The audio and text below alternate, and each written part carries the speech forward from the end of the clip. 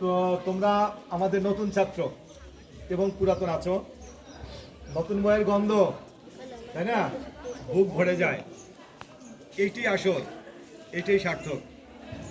তোমার বিদ্যা তোমার সাথে বিট্রামি করবে না, তোমার কলম তোমার সাথে বিট্রামি করে না। ভাই ভাইয়ের সাথে বিট্রামি করে, ছেলে বাবার সাথে করে, কিন্তু বিদ্যা তার নিজের সাথে কখনো বিট্রামি করে না।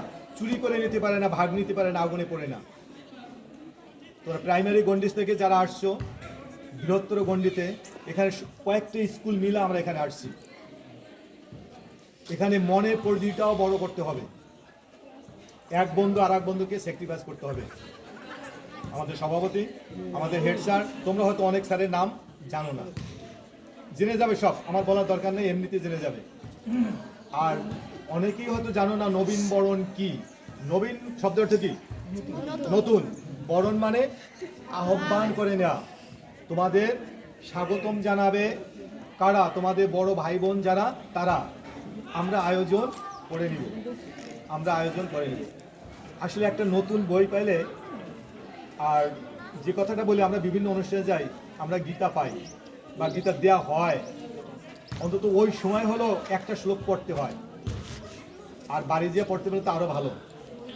তার মানে আমি ওই কথাটা এটা বুঝেছি, বইটা পাইছো আজকে, যে দয়া করে তোমরা বইটা একটু খুলে দেখবা, আজকে থেকে শুরু হবে। আর আমাদের হেড স্যার যে কথাগুলি বলছেন, নবীনবরণ, ওই যে লেখা আছে 7ই জানুয়ারি 1970 আমাদের বিদ্যালয়ের জন্মদিন।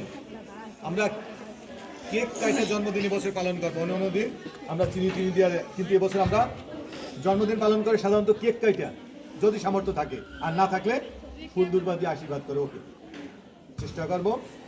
তোমরা 7 তারিখেও আসবে, আর 8 তারিখে তোমাদের রোল নাম্বার বিন্যাস করার জন্য, বিন্যাস বুঝো, সাজানো,